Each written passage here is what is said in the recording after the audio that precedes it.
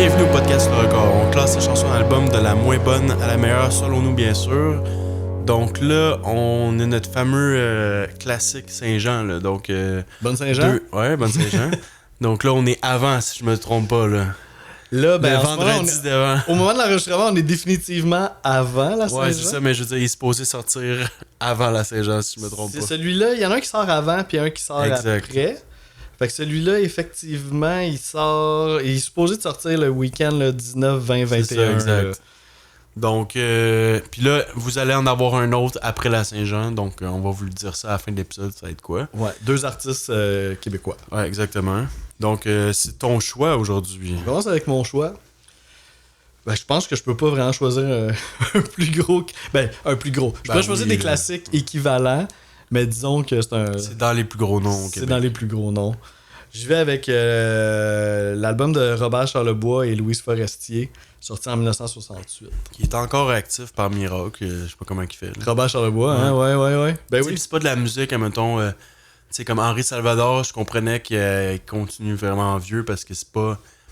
C'est plus doux, tu sais. Mais lui, c'est quand même du rock, là, tu sais. Ouais, ça brasse. C'est pas si évident, là, tu sais. Ben, il avait fait la Saint-Jean l'an dernier, justement, à Montréal, le show télévisé, Ouais. puis tout ça. C'était lui, là, du haut de ses 80 ans, Ça à cette faisait du époque-là. sens. Il courait partout, puis... impressionnant quand même. Vraiment. Puis là, c'est ça, là, tu voulais je savais que tu voulais prendre Robert Charlebois, mais t'hésitais lequel prendre un peu, ça se peut-tu? Non, tu savais vraiment que c'était clairement celui-là dans ma tête, là. Ok. Ouais. Qui est son 4e album Ouais, en 68. ouais, exact. Puis que avant celui-là, c'était comme, tu sais, tu me disais, là, c'était un peu des volume 1, volume 2. Ouais, c'est des comme... titres de même un peu. Ouais. Puis, tu sais, lui, c'était plus un chanteur folk, là. Fait qu'un peu à texte, là, dans la tradition de ce qui se faisait au Québec à cette époque-là, bien influencé par la France. Puis là, dans 67, 68, 69, en Amérique du Nord, là, le mouvement, justement, rock psychédélique, puis tout, est comme, c'est une vague, là. Donc, le Québec a été touché par ça sans le vouloir, là. Ben, il nous l'a comme un peu amené, tu sais, puisque lui, il est parti, justement, à San Francisco en 67.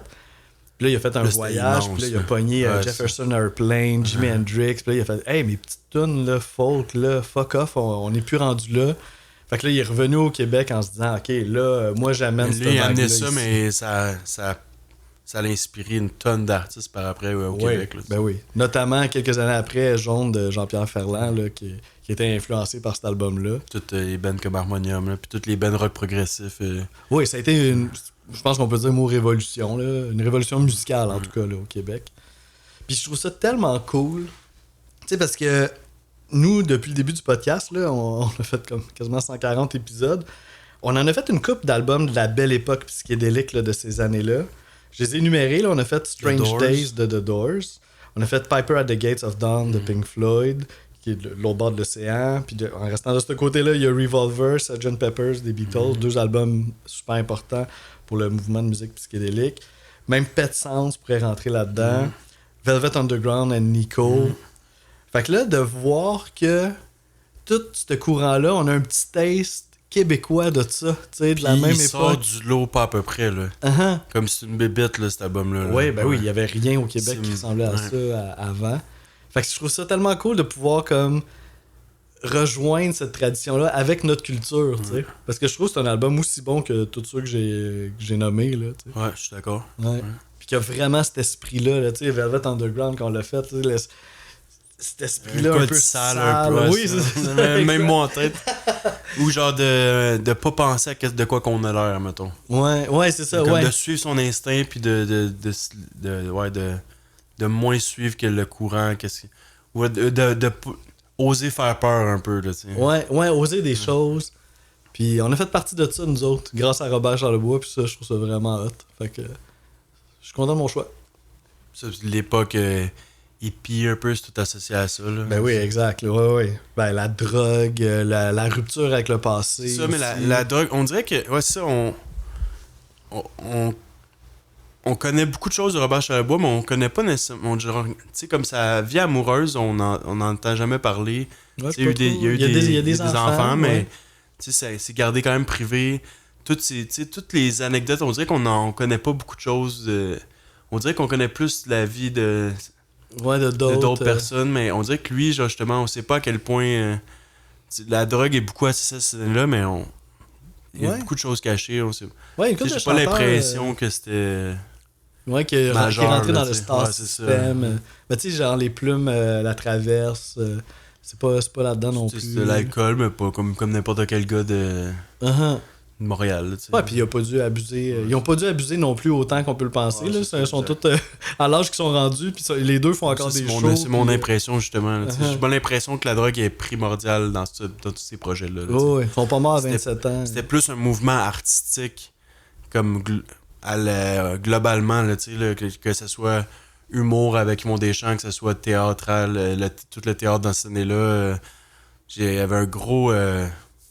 qui suivait la culture du moment, là, qui suivait la population aussi québécoise. Donc. Oui, il y avait quelque chose qui était dans l'air du temps au niveau international et aussi au Québec. Puis justement, c'est ça, tu sais, de casser le petit carcan de vouloir être les cousins de la France puis d'essayer de plaire à la culture française. Tu sais, lui, c'est ça, avec cet album-là, il arrive avec, tu sais, du joual assumé, des anglicismes aussi. On peut même aller à une tourne en anglais au complet. De plus casser les branches sociales, mettons les classes sociales un peu. Là. Ouais. On dirait que c'était quelque chose qui rejoint toutes les classes, là, tu sais. J'avais l'impression. Ouais, puis de mettre une bombe là-dedans, puis ça... Je pense que c'est ça qui a choqué aussi, parce que là, lui, il arrivait avec une proposition ultra puissante qui un peu mettait tout ce qui était établi en branle. Puis là, il devait avoir un peu, c'est ça, là, des intellectuels de la culture qui regardaient ça aller, puis wow, attends une minute, là, on va pas casser tout ça. Mais Robert Charlebois, c'est quasiment punk un peu comme move, là. Il rentre dans le tas avec toute sa fougue, puis Louis Forestier en arrière qui en rajoute, puis le band. C'est très sympathique puis proche du monde en même temps, tu sais. Ouais. Comme il a pas l'air de se prendre pour grand, tu sais.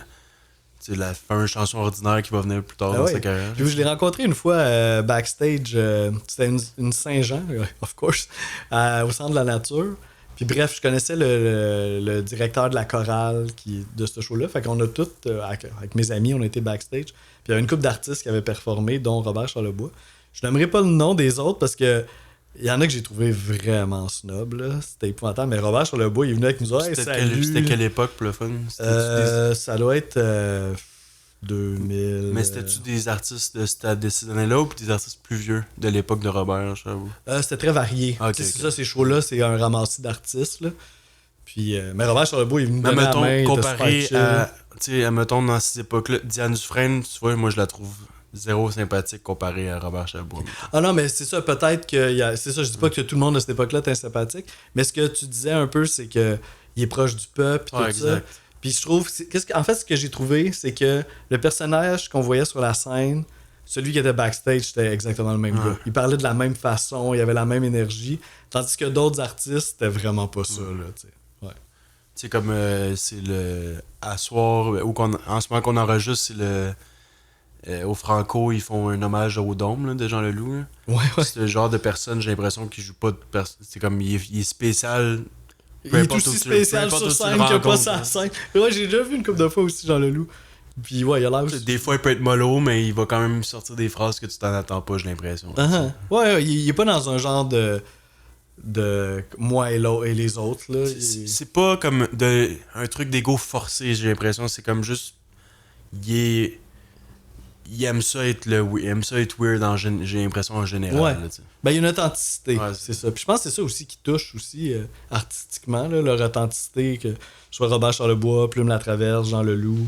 Je pense qu'on est touché par ça. En tout cas, moi je suis touché par ça.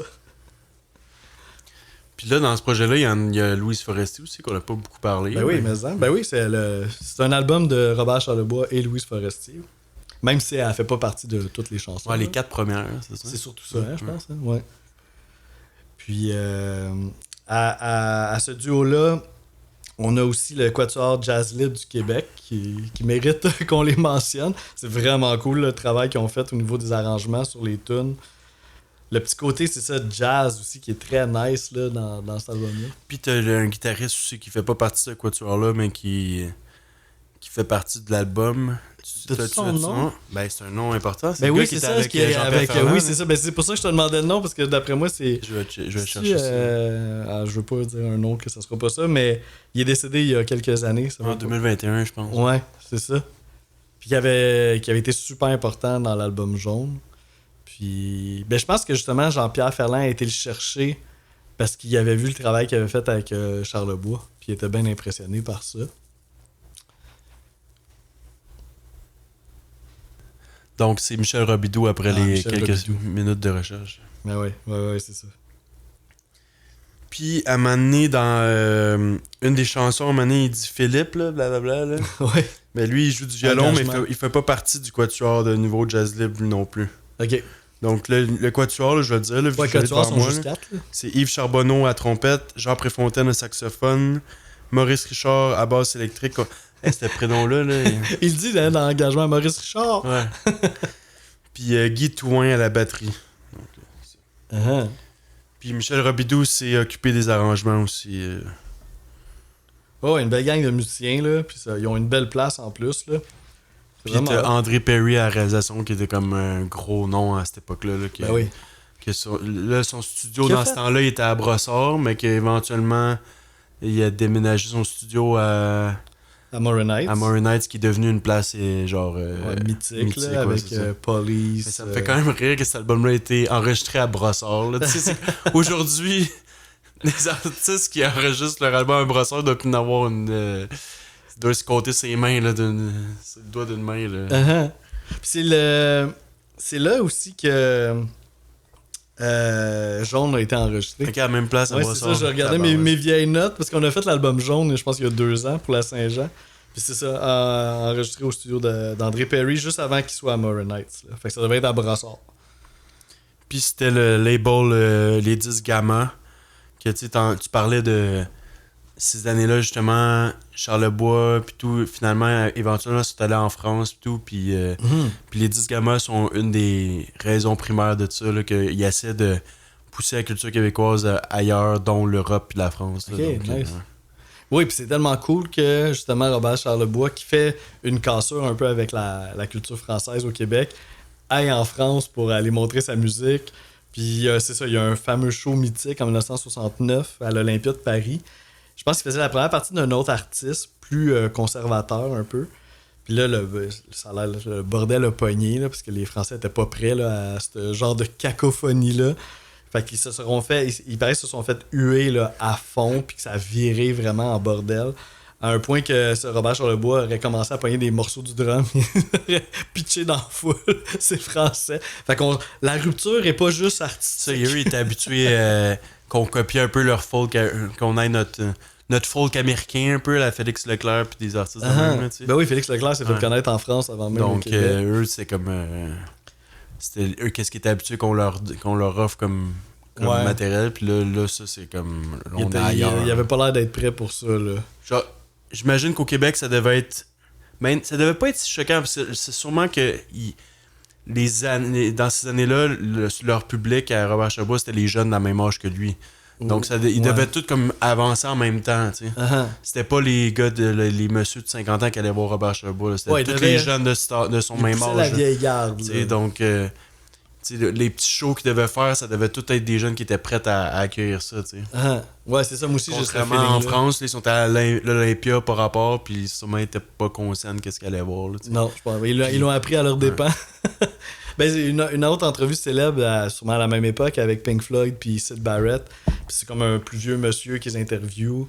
Puis là, eux autres sont tout jeunes. Puis là, le monsieur, il dit « Ouais, ben ça, vous faites du bruit. Pourquoi il faut que ça soit fort de même, votre musique? » Puis là, les gars sont juste « Ben, parce que c'est le fun. » Puis en tout cas, moi, je considère pas ça comme de la musique. Fait que tu sais, on voit Bob Dylan, c'est un crise de bon exemple. Ah, ben oui, quand il a viré électrique. Dans le film, là, il montre très bien là, que avant c'était genre folk, là, vraiment, là, dans la mouvance Woody Guthrie qui était son mentor. Là. Peu, Puis là, quand il a décidé d'aller ailleurs, c'était tellement dur de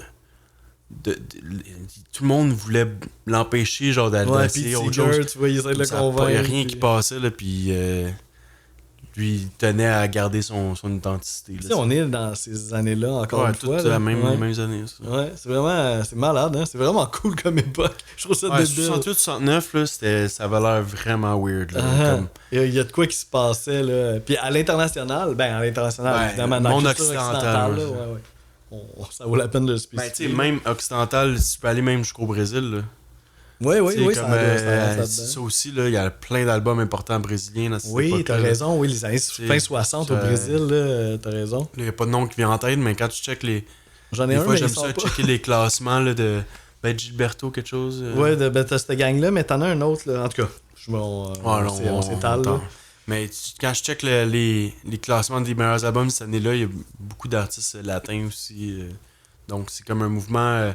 presque mondial rendu là. Il y a certains pays qui s'étaient isolés, là, la Chine, c'est autre chose. Là, mais... l'Inde ou. Ben, encore là, même l'Inde, parce que, tu sais, souvent. Les Beatles sont influencés. C'est ça, c'est peut-être pas en Inde que ça s'est passé, mais nous, on a eu une ouverture un peu sur le reste du monde aussi, notamment la musique indienne, là, qui a fait partie, avec George Harrison notamment. Puis... Donc, c'est ça, c'était presque mondial, là, finalement. Ouais, c'est vraiment hot. Puis c'est ça, je le répète encore, mais c'est tellement cool qu'on aille... Tu sais, on aurait pu passer à côté de ça au Québec, mais on l'a eu aussi, là. Robert Charlebois nous a ramené ça. C'est vraiment, vraiment cool. Puis en plus de ça, c'est pas... Tu sais, ça continue de grandir. Tu parlais un peu avec Yvon Deschamps, Mouf, puis toute cette gang-là qui ont fait le Stitch Show. Ouais, il faisait partie de ça. Qui est la suite un peu de cet album-là. Là. Puis Robert Charlebois a étudié en théâtre avec Louise Forestier. Ouais, c'est ça. Hein? Puis il y avait comme prof Michel Sabourin, que Michel Sabourin a écrit 2 chansons dans l'album. Donc tu vois que c'était comme toute une gang, là, genre c'était... Fait qu'il y en avait aussi des plus vieux qui avaient cette ouverture-là pour aller de l'avant. Mais tu sais, Michel Sabourin, à cette époque-là, devait pas être si vieux que ça en même temps, là. Ouais, ben s'il était prof, je me dis, il doit être un peu plus vieux. Puis aussi, là, l'album, tu sais, là, on parle de qu'est-ce qui se passe...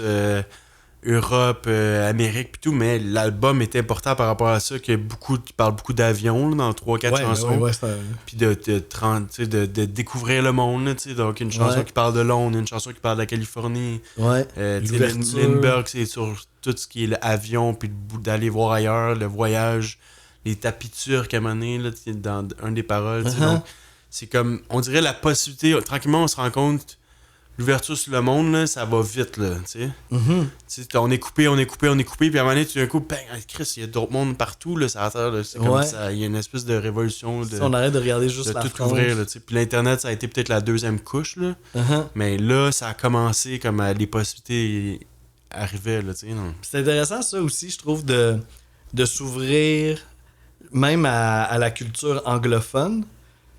Puis on tombe en même temps aussi un peu du début des idées souverainistes puis tout ça. Fait que ça, cette dualité-là, je la trouve vraiment intéressante. Comme on veut être fort nous-mêmes en tant que peuple, puis on n'a pas peur, là. On va y aller en Californie, on va aller ramasser des affaires. On va prendre peut-être le son en tant que tel, mais tout le reste, tout ce qui est dans la langue puis dans les messages sociaux, ça, on peut vraiment l'incorporer à notre réalité à nous. Là, oui, c'est ça, c'est très québécois comme produit, mais on reste pas juste dans notre petite bulle, on est capable d'aller chercher les affaires cool. Il y a une chanson là, qui est genre trad un peu, là, mais sinon, le reste, ça fait partie de l'époque. Là, genre. Ouais, puis il y a une chanson aussi qui évoque un peu la souveraineté d'une certaine façon, on en reparlera. Toi, c'est-tu un album que t'étais un peu familier? Non, zéro. Je connaissais Lindbergh, bien sûr, là, mais à part ça, vraiment pas. Ok, nice. Puis il y a aussi une des chansons qui est écrite par Gilles Vigneault aussi dans l'album. Ouais, il y a un texte de Gilles Vigneault, ouais, tout à fait. Donc, c'est ça. T'as-tu d'autres trucs, là? Non, moi, je pense je commence à être curieux de savoir comment t'as ranké ça, cette tune-là. Ouais, donc, ce ranking-là, ça... le dernier... non, ça, c'est pas vrai, parce que là, on fait des enregistrements, puis il y en a qui sont pas sortis. Mais des fois, il y en a que, genre, c'est instinctif. Je fais le ranking, puis pac, ça se place, puis je me pose pas trop de questions. Au début, c'est ça qui est arrivé. Genre, ton premier jet. Ouais, j'étais comme, OK, ça va. Là, après ça, il y avait des... Tu sais, c'est un album tellement fort que c'est genre de réalité que là, il y a des chansons loin dans le classement que là, je suis comme... Ça me refait poser des questions sur... Là, je me sens pas... Je trouve ça weird qu'il soit aussi loin, genre. Donc là, je me repose des questions, je suis comme, OK, non, il y a peut-être certaines chansons qu'il faut que je réfléchisse, qui fait du sens loin. Genre, tu sais, il y en a que je trouve que ça faisait pas de sens, qu'ils soient aussi loin. Il a fallu que je repense mes affaires. Que tu retrouves des arguments pour les mettre loin. Ouais, là, j'étais comme, ok, non, ça fait pas de sens. Là, je réécoutais. Comme, ok, non. Là, j'en ai trouvé que je suis capable, justement, de dire, ok, non, ceux-là sont un petit peu moins fortes. Ok. Mais j'ai peut-être un top. Attends. J'ai un top 2. Ouais, je pense que c'est un top 2 vraiment fort. Après ça, ça serait genre de 3 à. Il y a 3, 4, je pense. Ah, mais c'est ça, non, c'est pas évident. Mais ouais, mes 2 premières sont vraiment fortes, puis après ça, le reste, là, il n'y a pas une grosse différence. Là. Entre les chansons. Ouais, vraiment.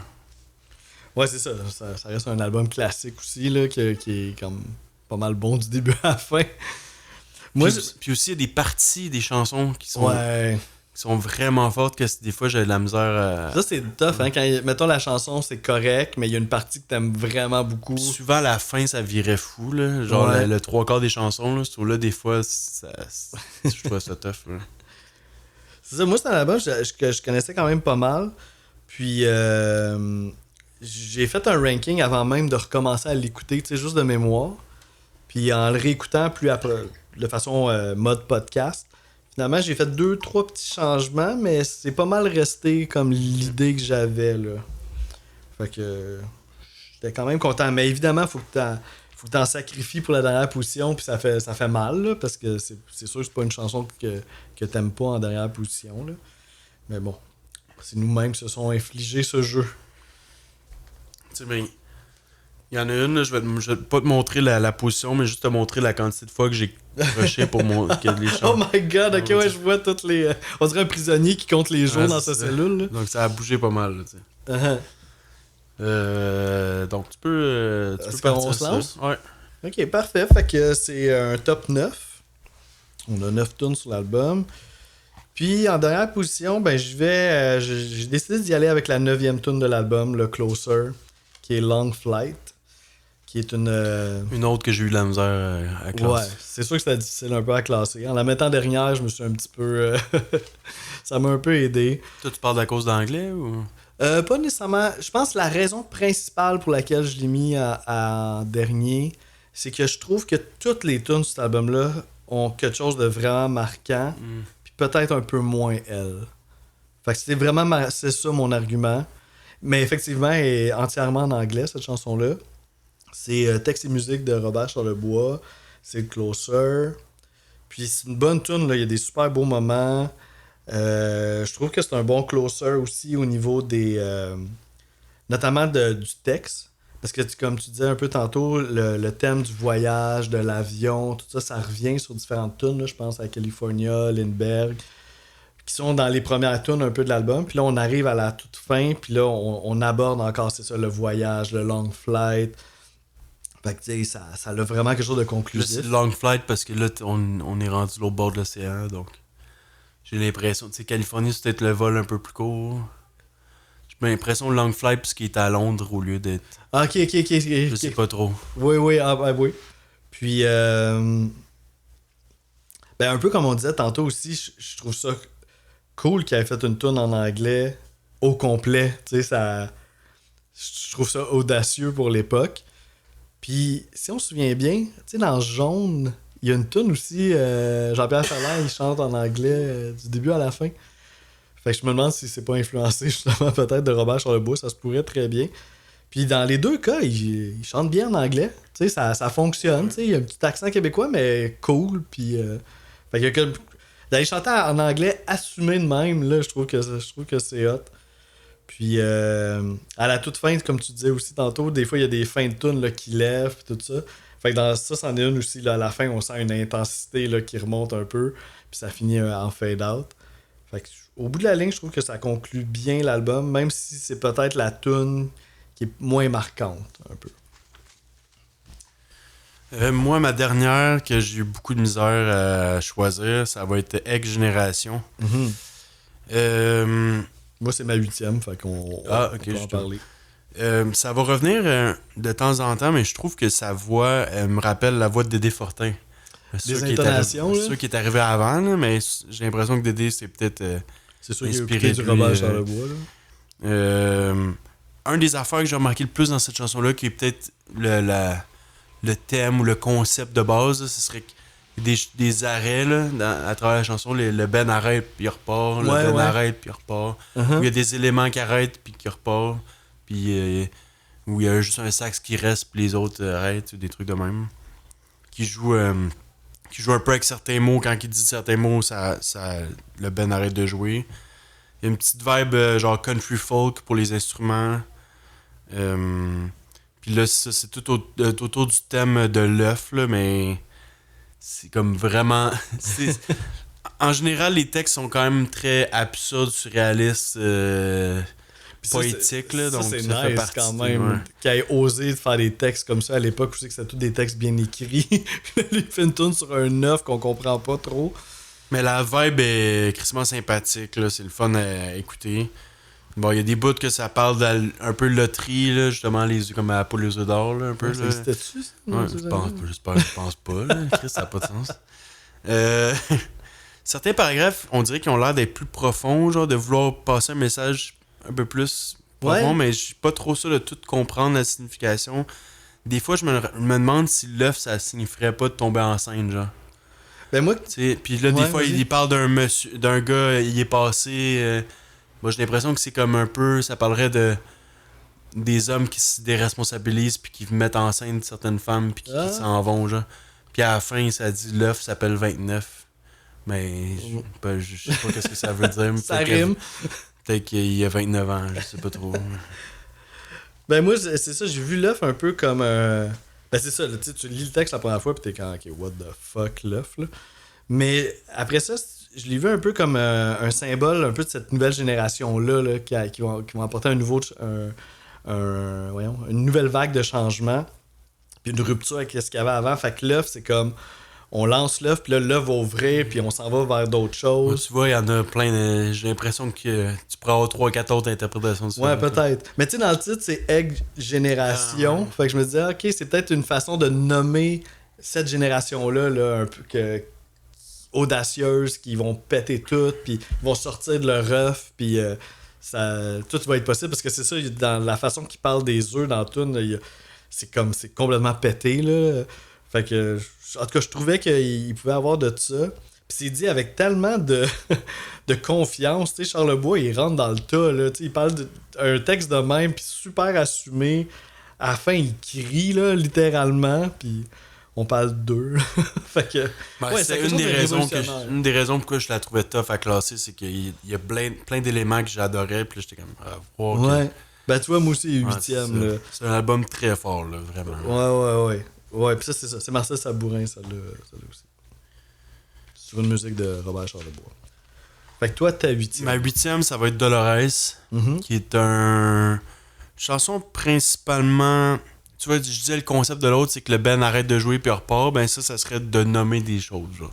Ouais, c'est du gros name drop. Ouais, donc, t'as une partie que c'est de nommer des chars qui a appartenu. Puis pendant longtemps, là. Ouais, puis une autre partie que c'est... tous des objets qu'il a reçus en cadeau, genre. Ouais. Donc ça, c'est comme peut-être qu'est-ce qu'on pourrait le mieux décrire à la chanson, là. Puis c'est celle-là qui est un peu plus vibe trad, là, traditionnelle québécoise, là. C'est ça qui t'a turn off un petit peu? Non, c'est pas ça. Je dirais peut-être que c'est le sujet. Ok. Peut-être c'est plus ça. C'est plus banal comme sujet. Mais la vibe, la manière qu'il présente, la manière qu'il joue est incroyable, mais tu sais, c'est comme commun dans toutes les chansons, là, ouais, c'est ça, c'est pas particulier sur celle-là. L'instrumental très stable, donc c'est pas l'instrumental qui prend la place nécessairement, c'est vraiment Charlebois avec sa performance vocale qui prend c'est lui qui est front là, dans la chanson. Là. Ouais. Puis, mais malgré le fait que l'instrument est très stable, il y a des bouts que je trouvais quand même inspirés, que je trouvais intéressants, que justement je vais démontrer avec un extrait. Ok, cool. Maintenant, il y a une espèce de bruit aigu qui apparaît, puis j'ai l'impression qu'il veut imiter un bruit de sirène ou un bruit de policier, parce que tout de suite après, il dit ce char-là a été volé, genre. Ah, ok, nice. Donc, on va aller écouter ça. Je pense que tu n'avais pas remarqué ça. Non, okay. J'ai pas de souvenir de ça. Ah oui, j'ai eu un beau Edson. Rouge et blanc, c'est avec ça que j'ai capoté. Ah ouais, puis j'ai eu un beau Cadillac Eldorado de l'année 1 sur l'autoroute LA, dans un beau Chevrolet Dolores, en doigt douloureuse. Donc c'est ça, je suis pas fou. C'est là. très bon, j'avais pas remarqué.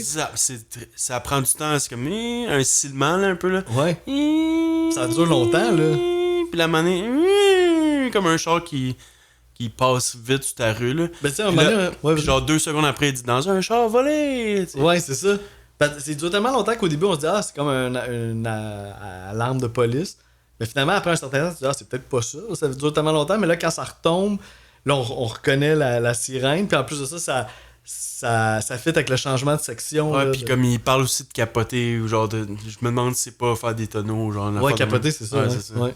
Donc, ça, c'est des petits détails, mais je sais pas à quel point c'est vrai ou pas, là, mais j'avais cette impression-là. La bass aussi, je la trouve vraiment nice sur la tune. Je trouve que c'est peut-être l'instrument qui se démarque le plus. C'est-tu Maurice Richard, notre bassiste? Ouais, exact. Big up à lui. Il était occupé, hein, ce temps-là. Effectivement. À la fin, il se met à siffler la mélodie, là, puis il dit les oiseaux, là, c'est à votre tour, puis là, les oiseaux embarquent. Donc, c'est vraiment pété, là. Puis là, Dolores... Ça fait genre le loup, ça. Ouais, tu sais, mais il sifflait, oh, les oiseaux. c'est dans la même gang là, de spécial. Là. Puis Dolores en tant que telle, là, je suis comme pas sûr à 100% là, si c'est une femme, si c'est... Même si ça serait une de ses voitures, genre. C'est comme... Ok. Puis là, man, il nomme plein de voitures, mais tu sais, il nomme de manière vraiment charismatique, là, pis t'as le goût d'écouter, là. C'est pas juste comme il nomme des chars, là, c'est comme t'es collé à ses lèvres, là, de comme, ah ouais, ok, c'est comme un peu vibe humoriste ou vibe conteur sur scène, là, on dirait, ouais, il est vraiment efficace. Ouais, il y a du charisme, là. Ouais, il pourrait dire n'importe quoi, puis on écouterait qu'est-ce qu'il y a à dire. Ben, c'est un peu ça qu'il fait dans tout. Non, mais même, ça pourrait être genre des mots inventés, là, puis genre, on aurait le goût d'écouter qu'est-ce qu'il dit. Là. Ouais, c'est un aura, là. Tu vois, pour ma 7e, j'hésitais un peu en... Tu sais, j'étais pas sûr si je mettais Dolores là, mais finalement, j'y étais avec Joe Finger Ledoux, qui est une autre tune texte et musique de Robert Charlebois. Sur le vinyle, c'est la première tune du B-side. Puis, c'est intéressant parce que là, on est un petit peu dans d'autres choses. Un peu parodique. Il incarne un musicien. Parodique, oui. Ben, je trouve qu'il... C'est comme si c'était un petit peu un parodie d'un musicien qui joue dans des pianos bars. Pour moi, c'était son pré-ordinaire. Tu sais, c'est comme le proto-ordinaire, genre. Parce que mais j'ai pas l'impression qu'il se décrit lui. Non? Ben, tu sais, il parle au jeu, mais j'ai l'impression qu'il joue un personnage plus. Il n'y a pas eu cette époque. C'est sûr qu'il a vécu ça. Lui, jouer dans des petits cabarets au piano, puis genre se faire. Ouais, parce que je sais pas s'il il a vécu ça. Ben, pas mal sûr. Ouais. Avant d'être dans un band de rock, tu sais, que ça existait pas tant.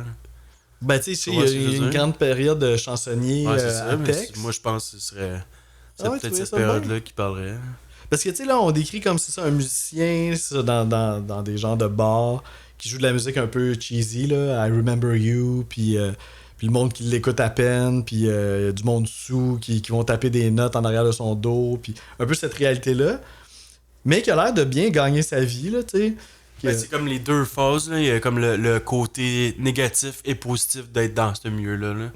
De faire de la musique, là, j'ai l'impression, là, c'est comme il fait un portrait global de qu'est-ce que c'est artiste dans un petit cabaret, là. Ben oui, il y a un peu de ça. Mais en même temps, je me demandais, est-ce que tu sais, Joe Finger Ledoux, il y a des attentes plus grandes que ça? Parce qu'on dirait qu'il a l'air bien content. Il dit que ça se passe bien, qu'il fait du gros Ben c'est cash. ça, exact. Il a l'air super content là-dedans. Tu sais, puis il y a des phrases comme quand il dit « Je prends mon or OR dans l'or ART ». Je trouve que ça a même un petit quelque chose de un peu opportuniste, là. Tu sais, à un moment donné, il dit, bah, tu sais, il joue par oreille, puis il pianote un peu, puis il fait bien de l'argent avec ça, puis il est bien content, puis il a son bateau, puis... Fait que, tu sais, c'était comme... Est-ce que Robert Charlebois, quelque part, il rit un petit peu de ça, ou il dénonce ça, entre guillemets? Lui qui, justement, en tant qu'artiste, va brasser les affaires, puis veut faire une révolution, puis mais en même temps, il est genre empathique de sa réalité de... Ben, je pense que ça doit être nuancé. Que c'est pas facile, là, tu sais, puis qu'il se fait comme garocher des trucs, puis que... Ouais, pendant un bout, il se fait pas écouter, y a tu sais, ça. donc c'est comme... Ouais. C'est pas comme il rit de lui, il vit la vie facile, là, c'est comme... C'est pas une vie si évidente que ça, tu sais.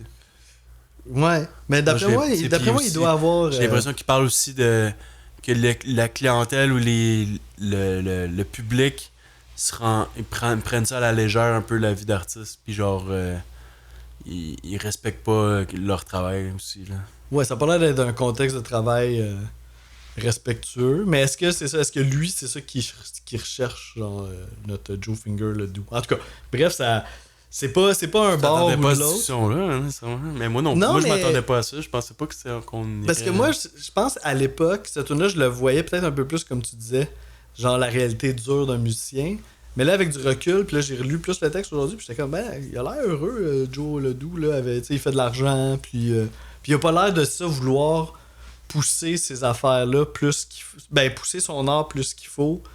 J'ai comme vu un peu plus, un peu opportuniste. Mais en même temps, il y a quelque chose de la sensibilité là, du public qui s'en calisse un peu. Puis peut-être un peu une critique aussi de la musique populaire, là, que tout le monde est bien content, puis on pousse pas plus loin. Puis, Mais je suis pas sûr qu'il parle de Finger le... Parce qu'à un moment donné, ça, il dit I remember you, goodbye Honolulu, un petit peu de tout, je suis un voyou quand ils prennent la porte, qu'il y a trop de bière entre les notes, que je peux plus jouer de foxtrot. Je me paye un blues à la Finger le doux.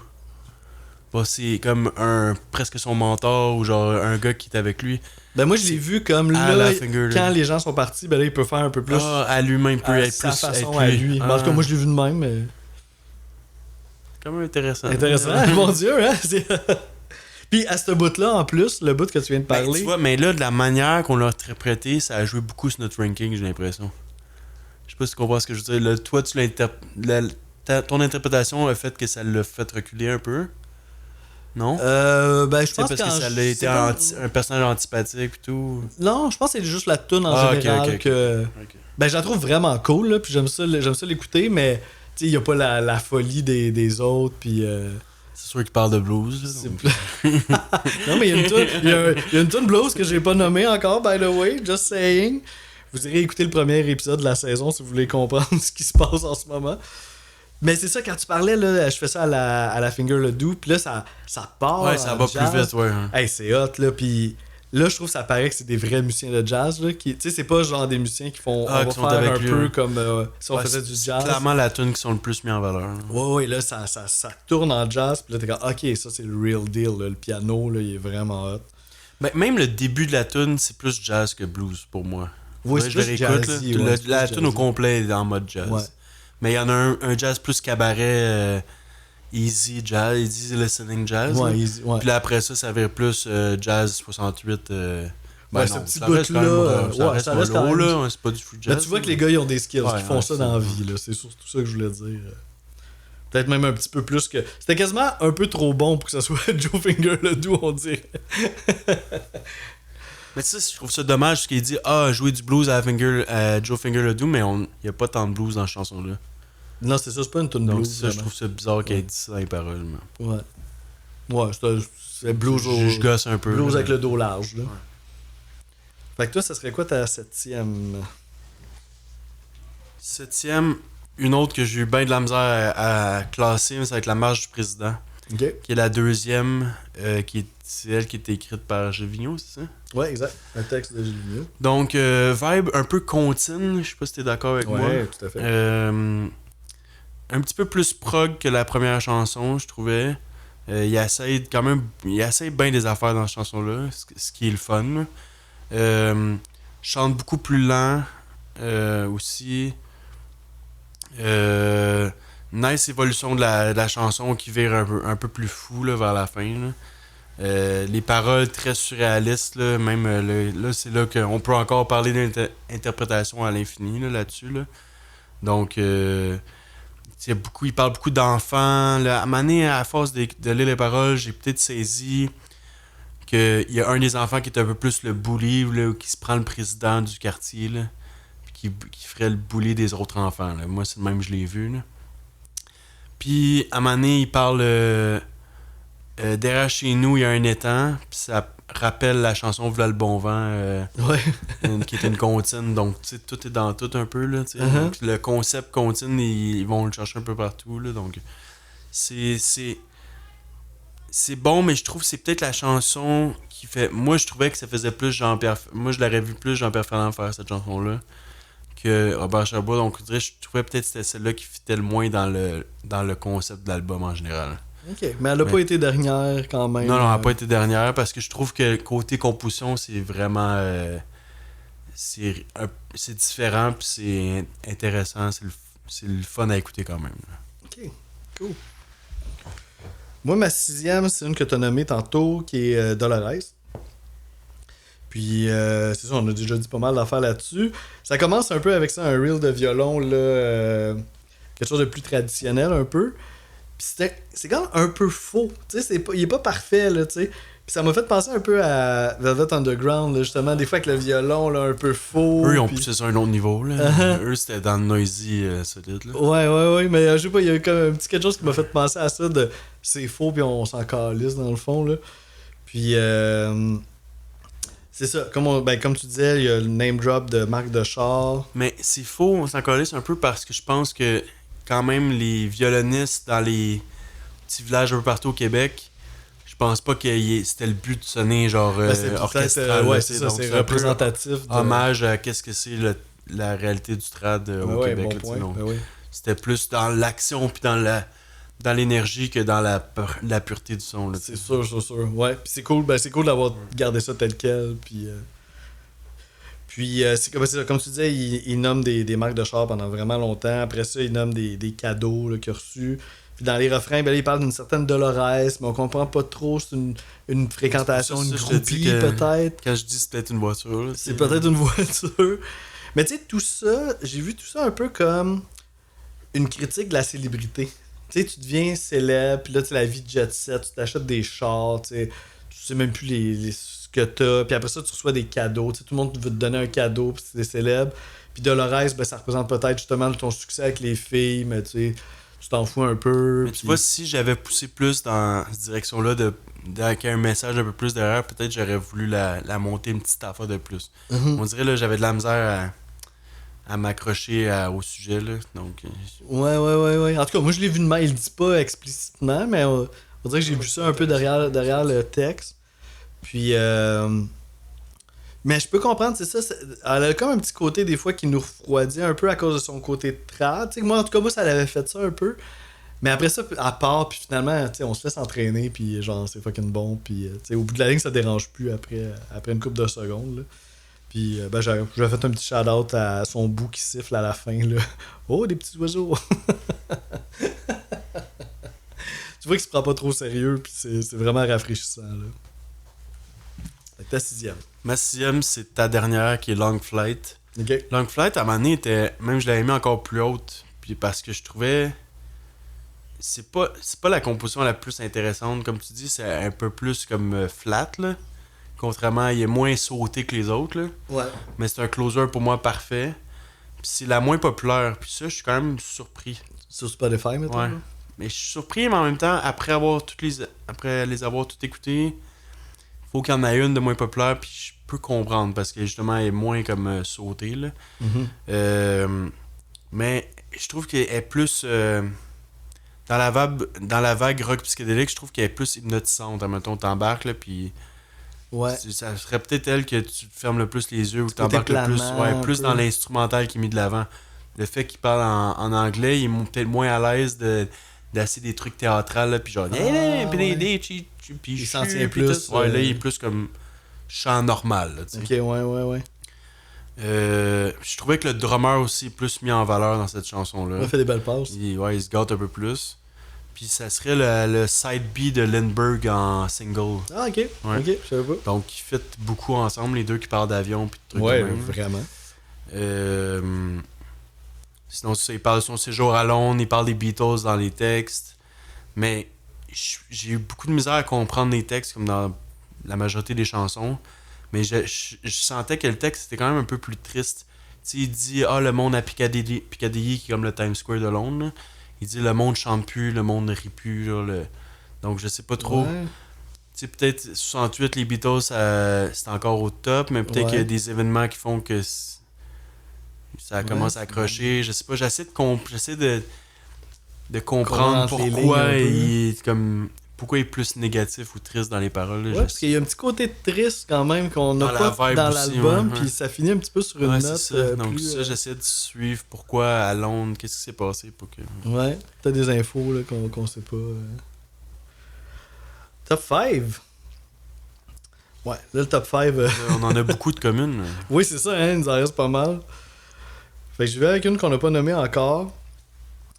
Puis ouais, là on parle le bal là. CPR Blues. Elle est pas dernière, mais en même temps, est-ce vraiment un blues? Des parties, là, ben c'est sauté. Je la compare un peu à la marche du président pour les variétés de styles. Ouais, différentes sections contrastantes, là.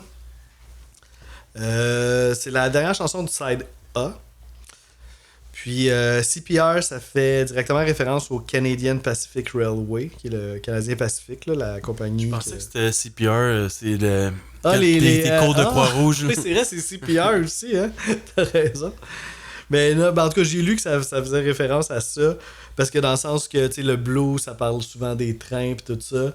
Fait que le CPR blues, ben, c'est comme un blues plus canadien, là, tu sais, parce que c'est le chemin de fer qui traverse le Canada au complet. Puis, on peut dire que c'est une chanson, ça commence de façon très énergique, là. Il y a un fade-in, mais tu sais, c'est déjà comme le fade-in, c'est... T'arrives dans le party, là, qui est déjà bien entamé. Puis là, t'as des jeux de questions-réponses avec Robert puis Louise, là, qui se répondent. Tu sais, c'est vraiment le fun des voir aller. Puis après ça, ils chantent ensemble. Puis là, ils lâchent des cris, là, complètement crazy. C'est un des textes les plus absurdes de l'album. Oh, ouais, c'est une des pièces les plus pétées, autant au niveau des paroles que de la musique, là. C'est ça, Louise, elle lâche des cris, mais Robert avec, là, puis en tout cas, moi, je trouve ça vraiment satisfaisant. C'est un gros trip, là. Puis, ça c'est une autre affaire que je trouve cool. C'est à la toute fin, je me souviens d'une balle perdue, pa! Puis c'est pas juste que ça finit à la tune, ça finit tout le side A de l'album aussi. Fait que tu sais, là, quand tu te lèves pour aller tourner le vinyle, ben tu sais, ça finit de même, là. Fait que c'est ça, c'est super drastique, puis je trouve que ça représente bien la folie là, dans laquelle Robert Charlebois voulait proposer là, artistiquement. Fait que c'est un texte de Claude Péloquin. Musique Robert Charlebois. Ma cinquième, une autre encore que j'ai eu bien de la misère à placer, qui a déjà été dernière à un moment donné. Ah ouais, ok. C'est California. Oh, moi, elle upgrade. Ouais, parce que je trouvais que... Tu sais, c'est la première de l'album. C'est quand même important dans le message de tout ce qui est... Tu sais, une des raisons pourquoi l'album sonne comme il sonne, c'est parce que du voyage qu'il a fait en Californie, puis le sujet, puis qui revient à travers... Donc, on dirait que c'est comme... La chanson est comme trop importante dans l'album pour se commencer 9e. Ça ferait aucun sens. Même si, un peu, la première et la dernière, ils ont pas nécessairement le plus de fucky, là, genre, dans l'attitude. À part même si California avait un peu bizarre vers la fin. Là. Mais c'est pas CPR Blues. Les deux sont importantes, je trouve, malgré tout. Ouais. C'est peut-être une des chansons que j'ai remarqué que le mix était intéressant puis que le clavier était très fort dans l'écouteur de gauche. Là, l'orgue, là, c'est très présent. Changement de tempo soudain aussi à travers la chanson. Donc, les petits moments, le prog ou casser des affaires. La mélodie de basse du clavier, genre le clavier joue des notes vraiment basses, je la trouve vraiment excellente. Puis vocalement, on découvre de la première chanson qu'il se gâte, là, puis il sent qu'il est vraiment... Je le sens libre là, d'essayer des affaires. Il dégage, c'est ça qui se dégage. Puis il y a un solo de sax vers la fin en plus, qui est quand même cool. Sinon, c'est pas. Je pense que c'est une trompette, me semble. Ah, ouais, qui est un peu assez déchaînée. Là. Ouais. Il parle d'avion comme plusieurs fois dans l'album. Un peu un hommage à la Californie dans toutes ces parties, le jour comme le soir. Un hommage aussi à la culture afro-américaine. Il dit qu'il a rencontré un noir qui joue de la saxophone comme aucun de ses amis peut jouer. Là. Oui, je me rappelle. Donc, c'est ça. Comme un renouveau, tout est possible. On voir d'autres choses. C'est un bon opener, définitivement. Ouais. Moi, ma quatrième, tu l'as nommé tantôt, j'y vais avec La Marche du Président. Je sais même pas par où partir. C'est ça, c'est un texte quand même assez psychédélique, là, comme tu disais, de la part de Gilles Vigneault. Mon interprétation, qu'est-ce que t'en penses, toi? Ben moi, comment je l'ai vu? J'ai vu un peu autrement. J'ai vu ça comme étant une conversation entre un président qui parle à un enfant de 7 ans. Puis là-dedans, encore un peu, je trouve qu'on voit un peu la vieille génération, puis la nouvelle génération qui a des nouvelles idées, puis qui veut un petit peu plus faire une genre de révolution. Puis là, justement, l'enfant, lui, veut devenir président. T'sais, il veut prendre la place du vieux monsieur. Fait qu'encore, cette génération-là veut prendre sa place au Québec. Puis là, là-dedans, t'as le vautour du président. Puis là, t'as le vent aussi qui s'en mêle. Fait que tu sais, t'as toutes ces images-là. Fait qu'il y a quelque chose d'absurde, mais en même temps, il véhicule des idées de renouveau. Puis même un peu, quasiment un peu anarchique, là, genre. Puis... À un moment donné, il me semble qu'il y a le président qui arrive, là, puis là, l'enfant il a comme peur, puis il met ses yeux dans son ballon, je sais pas trop. Ouais, ça au début, ouais, c'est des belles images, ça, quand même. Donc, ça fait fou le jeu il vidéo, va, je trouve. puis il gèle un peu, là, donc il est comme un peu peur ou il est intimidé par le président. Là, Mais à la fin, tu vois qu'il prend quand même beaucoup de confiance par rapport à lui. Puis, pour illustrer ce genre de conversation-là, on a une mélodie un peu dark, là, un peu Moyen-Orient. Là, puis, ça représente pas mal le président. Fait que quand c'est le président qui parle, la plupart du temps, c'est cette mélodie-là. Puis là, la petite mélodie un peu contine, comme tu disais, ben ça c'est toujours quand l'enfant répond. Fait que tu sais, même le contraste musical vient appuyer un peu les personnages et aussi peut-être les générations, quelque part. Fait qu'on va écouter ça. On va écouter un petit bout du président puis le changement de musique quand c'est l'enfant qui prend le devant. Derrière chez nous, y a un étang.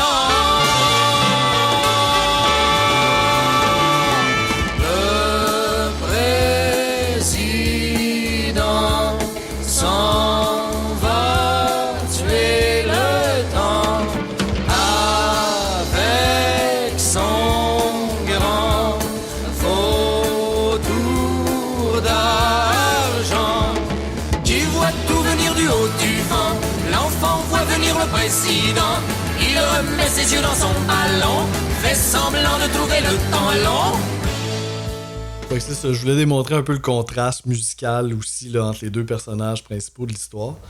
Puis je peux pas finir ça sans faire un shout-out au cuivre, là. C'est tellement bon les arrangements, là. Ça a comme quelque chose de épique, médiéval un peu aussi en même temps. Fait que ouais, ils sont quand même assez indispensables là, à la chanson. Ta quatrième. Ouais, là, je suis allé avec Joe Finger Blues. Joe Finger le Doux, je sais. Le blues a réapparu. Toi, tu as mis combien déjà? J'ai mis 7e, mais j'ai hésité entre 7 et 6 longtemps. Mais ça, moi, on dirait... c'est de la manière que je l'ai interprété, on dirait que j'avais le goût de la mettre plus haut. Genre. Je comprends. On dirait que je me suis comme donné une raison de l'aimer, genre, rapidement. Avec le texte, là. Puis j'aime aussi les ambiances sonores aussi. On dirait que t'es comme dans un cabaret, là, t'as les bruits qui... les verres les verres qui cognent, les petits bruits ambiants du monde qui jase en arrière. C'est la plus courte de l'album à 2 minutes 38. C'est comme tu as dit, à partir de la moitié, le tempo augmente, on est dans le jazz. Puis je pense que tantôt j'ai pas mal parlé de la chanson. On a parlé pas mal. C'est ça. Je pense que c'est pas mal, on a fait le tour pas mal là. Ouais. Cool, ben top 3. Moi j'y vais avec une que tu as parlé tantôt qui est l'opener California. Okay. Puis c'est ça, c'est directement inspiré de son voyage qu'il a fait à San Francisco en 1967. Un voyage qui a complètement changé sa vision musicale. Fait que pour moi c'est vraiment logique que ça soit le premier morceau de l'album là, parce que c'est un peu la genèse de son statement artistique. Puis juste dès que ça commence, là, tu parlais de l'orgue qui fait une mélodie qui est doublée avec la voix de Louise Forestier. Tout de suite, on a déjà un mood, là, on dirait, on est full 60s, hippie, révolution, liberté. Moi, ça m'a fait penser vraiment à du Frank Zappa, ce bout-là. C'est ce genre de mélodie-là qu'on dirait que Frank Zappa pourrait faire. Puis après ça, ben là, c'est ça, là, quand on se lance dans le texte, c'est un peu des paroles à double sens, je trouve, parce qu'on parle évidemment d'un voyage, mais on a l'air de parler de quelque chose qui va au-delà du voyage, d'un trip. Là. Il y a comme quelque chose de comme complètement pété, qui pourrait être... Ça pourrait être un trip de drogue, mais ça pourrait être aussi un trip d'idées, puis de changement. Fait qu'on dirait qu'on a tout ça qui s'entremêle. C'est ça, c'est vraiment pas un récit de voyage. Tel jour, j'ai fait ça. Là. Il y a comme quelque chose qui transcende tout ça.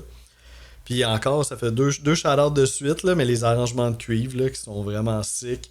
Puis là, à un moment donné, ça explose dans le solo de trompette que tu parlais, là, qui est full jazz, mais tu sais, même quasiment un petit côté free, là, qui est vraiment hot.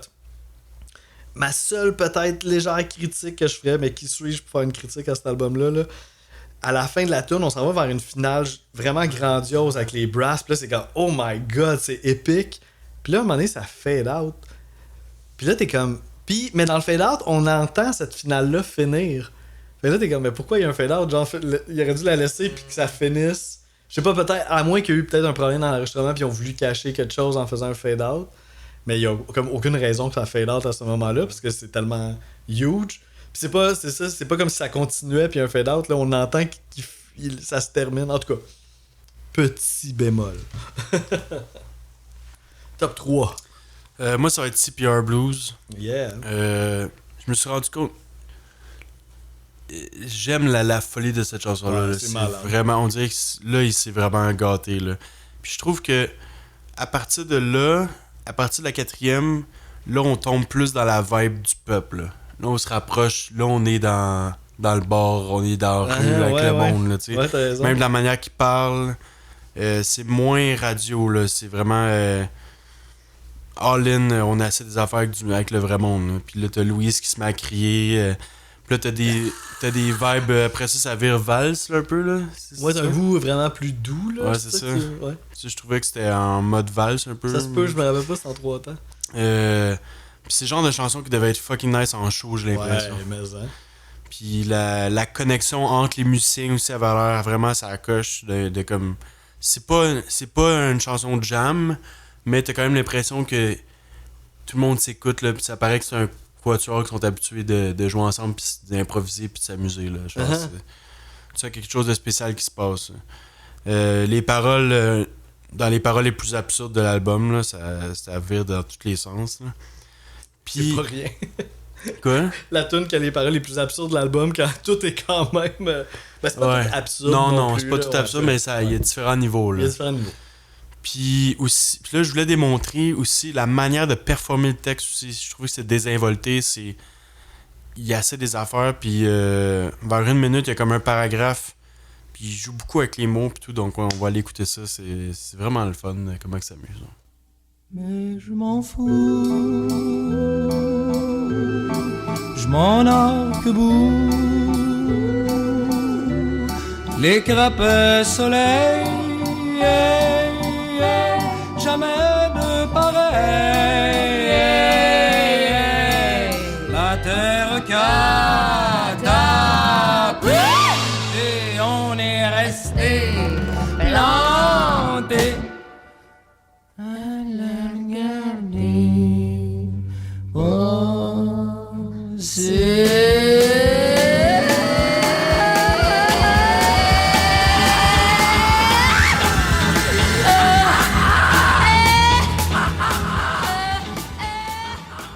Dans ce genre de moment-là que tu sens qu'ils ont étudié en théâtre les deux, là, puis que tu sais, au lieu de mettons moi tu me donnes le texte puis je le chante là, je vais chanter les mots là, puis on passe à autre chose. C'est incarné là. Ouais, mais eux ça, ils jouent avec le rythme, ils jouent avec les qu'est-ce que le son, tu sais catapulte,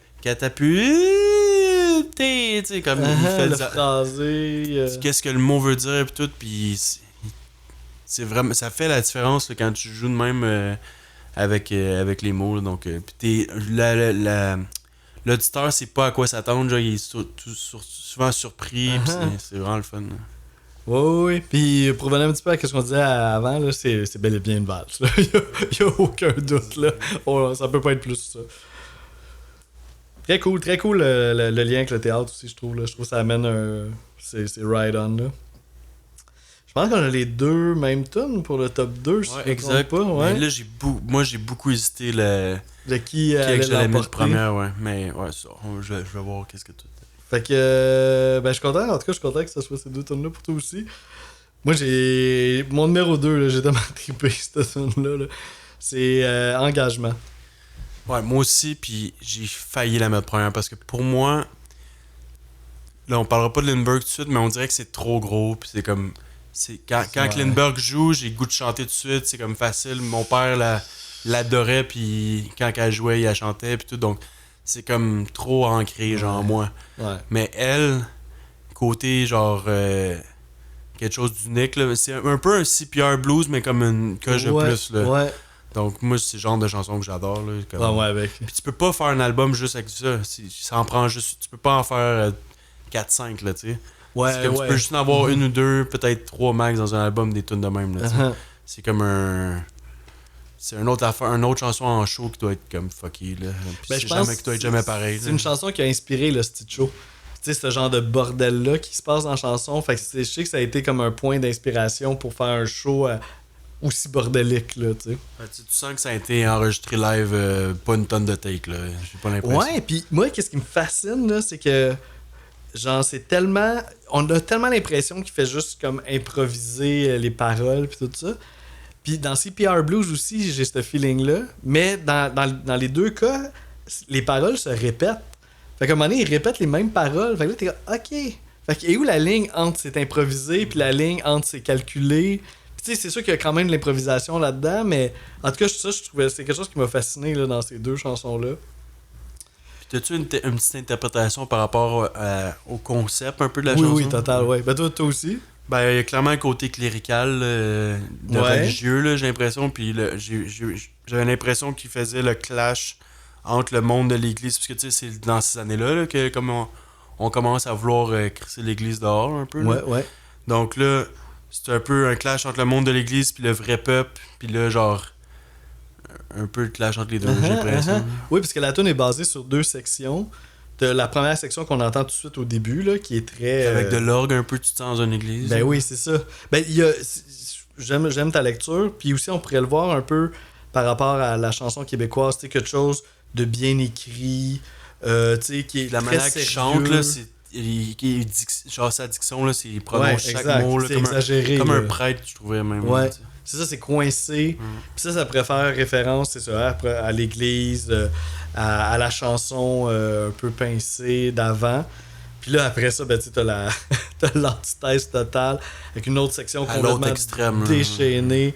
C'est du joual all the way, puis ça a l'air improvisé. Puis ça, c'est tellement un joyeux bordel. Ouais, là. puis ce bout-là, je trouve même plus qu'on reconnaît sa voix. Là. Je trouve tellement qu'il se laisse aller. On dirait... Moi, je trouvais que ça sonnait comme Teddy Fortin Ouais, encore. tu Là. disais ça. Donc, moi, j'adore comment... Même il y a des bouts, je trouve que ça sonne un peu mon oncle Serge. Là. Genre... Ouais, comment il un chante, côté. ouais. Ouais. Il est quasiment un personnage un peu. Peut-être un côté théâtral, encore une fois. Là. Puis. Là, il parle à ses musiciens. Maurice Richard. Puis le Philippe. C'est long, on s'entend. Hein? Oui, Hey, c'est tu ça. jouerais de la baisse, s'entend. Oui, tu disais que ça faisait un peu Daniel Boucher aussi. Là. Non, se moi. plaint. Non, j'étais kid, j'écoutais ça. Là, je me rappelle dans mon char. Là, puis j'étais kid, en tout cas, je devais être plus jeune adulte. Puis je capotais. Là, j'étais fucking crampé. Puis. C'est ça. Là-dedans, pour revenir un peu à l'affaire, d'où le titre, là, parce que ça, il se moque un peu des tunes de l'époque Les tunes engagées. qui devaient être sérieuses, Ok. qui devaient livrer un message, qui devaient être engagées. Fait que c'est ça, le engagement, il viendrait de là. Fait que c'est ça qui casse littéralement. Là. On va laisser faire le petit message. Là. Hey Philippe, viens jouer ton violon. Hey Maurice Richard. C'est juste le bordel. Mais là, dans tout ça, t'as dit 100 ans sans se plaindre. Ouais, ça, parce qu'il arrête pas de dire hey, c'est long, 100 ans, hein? C'est pas pire, c'est long, 100 ans. Puis, mais là, l'album est sorti en 68, mais en 67, c'était le 100e anniversaire de la Confédération canadienne. C'est ça. Donc là, le Canada devenait un pays pour de vrai, c'est ça? Ben, 1967, c'est là que le Canada est né, je pense. Mhm. Ouais. Donc là, c'est là que le Québec faisait partie du Canada officiellement, genre, pis tout. Avant, c'était comme bas puis au Canada, je sais pas trop. Là, c'est vraiment rendu le Canada d'attitude, on n'en parle plus. Genre.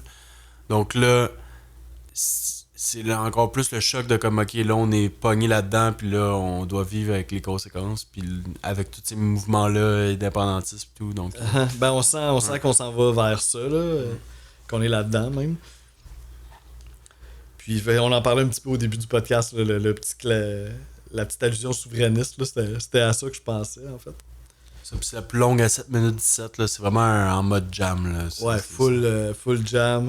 Un moment donné, c'est justement t'as Maurice Richard qui met du gros fuzz dans sa bass, là, c'est écœurant.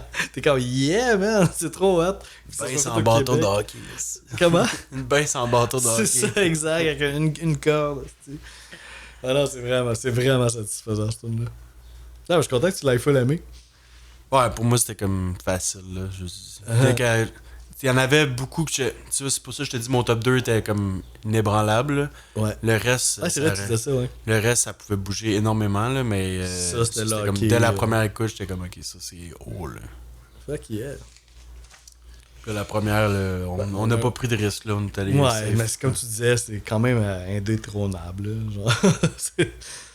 Même si, tu sais, certaines personnes pourraient dire que c'est overplayed ou whatever, mais je l'écoute, j'ai encore des frissons aujourd'hui, là, c'est vraiment bon, là. C'est efficace, là, ça reste dans la tête, là. Ouais.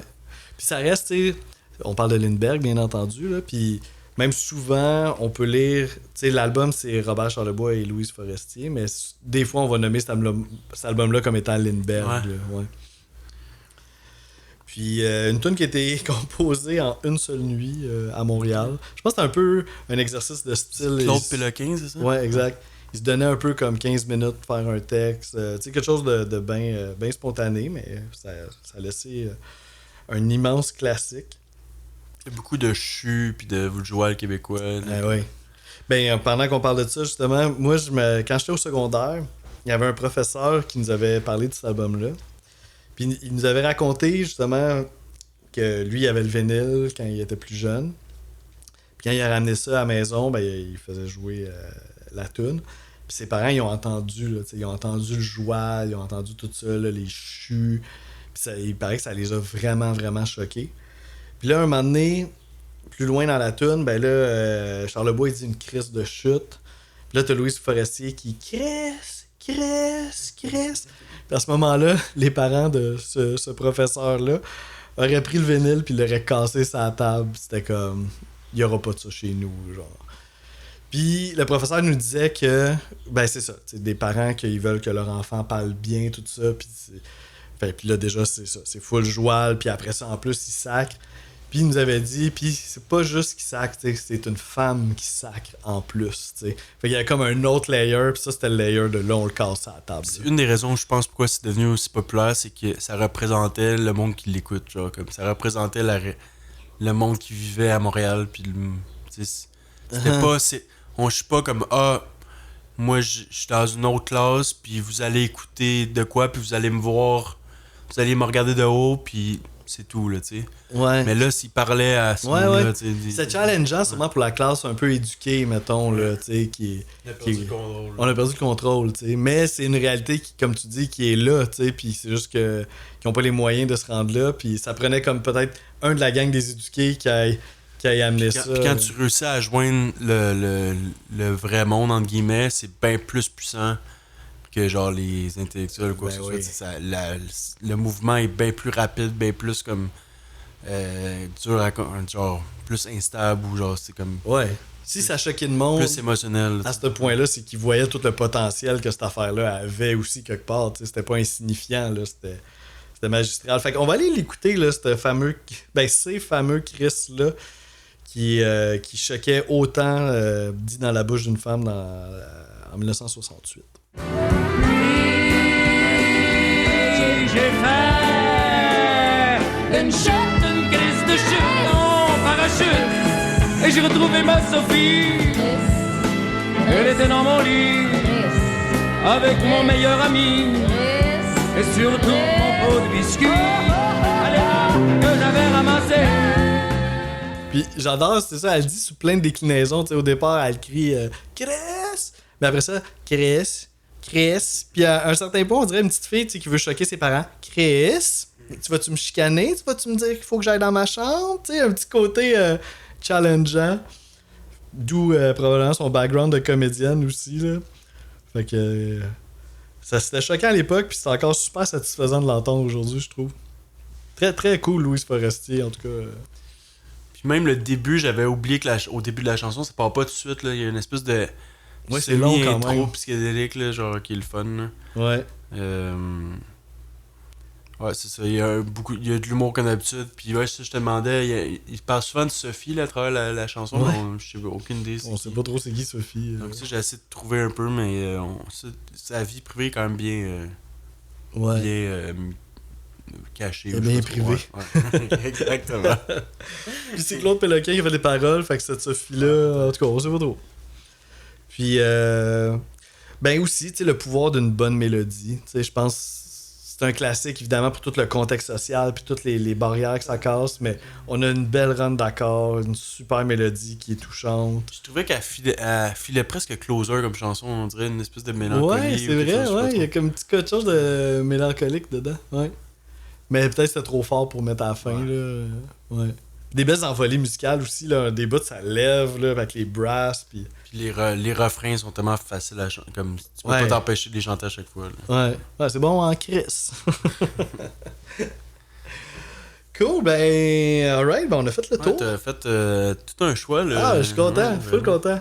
Je pense que ça fait plusieurs fois que je te dis ça pour le truc De Saint-Jean. spécial Saint-Jean. Ok. Ça fait plusieurs fois de suite que je te dis que tu fais des bons choix. Nice, ben oui, c'était quoi? J'avais eu Malajube l'an dernier.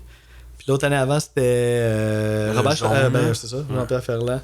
Mais Jean-Pierre Ferland, ça aussi, ça va être une Ouais. belle découverte pour moi. Ouais, c'était intéressant aussi. Ouais, mais c'est ça. Pour la note, je veux dire, j'ai tellement eu de la misère à mettre ma dernière position. Ça, tu sais, qu'est-ce que ça veut dire. Là. Quand j'ai pas de mauvaise chanson, pour moi, c'est un 9 automatique. Ouais. Je pense que j'irai pas en haut 9. Pas en bas. Ça va être un 9 ben clair. Ouais, ça se tient. Moi, je vais y aller un petit peu au-dessus pour ben, l'importance que ça a eu, évidemment, dans l'histoire. Mais c'était pas mon époque non plus. Mais je l'ai quand même beaucoup Mais pour écouté. toi, jeune. ouais, ça, toi, tu Ouais. l'as plus écouté que moi. Fait que ça joue beaucoup, là, tu sais. Fait que moi, y aller pour un 9.5 pour Robert Charlebois puis Louise Forestier. Bien assumé. Donc, est-ce qu'on présente tout de suite le prochain? Ben, allons-y. On continue le festival de la Saint-Jean. Ouais, c'est ça. Donc, le prochain, on va vraiment ailleurs. Tout en restant un peu au Québec. Ouais, non, c'est québécois. Ça, on reste là.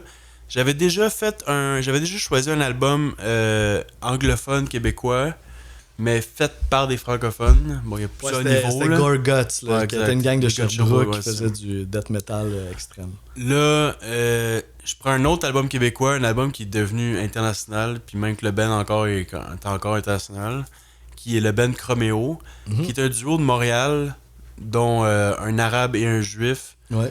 dont un des deux qui parle, je pense qu'il a un doctorat en littérature française, là, francophone. Là. Donc, le français est encore présent dans mon choix, comme malgré tout. Là. Puis il y a des petites parcelles par-ci par-là dans l'album. Puis je voulais continuer à ma chronologie, là, donc c'est pour ça que j'étais. Oui, c'est ça, c'est le même que C'était t'es en tombé 2007, sur ce là, choix-là. puis là, il y avait quelques choix. Puis je me souviens qu'à cette époque-là, soit j'avais 15 ans, puis je me souviens que ça m'avait quand même marqué. Là. Ça devait jouer à Musique Plus quand même pas mal. Là. Ouais, ça tourne. Donc c'est l'album Fancy Footwork de Chroméo. Donc c'est peut-être, je pense que c'est leur album le plus populaire dans leur carrière. J'aurais le goût de dire ça aussi. En tout cas, c'est définitivement dans les plus marquants. Là, ouais. Ouais. Donc, ça, on va complètement ailleurs, en hommage aux années 80, avec plein de synthés. Donc, prochain épisode pour la Saint-Jean numéro 2, Fancy Footwork avec de Chroméo.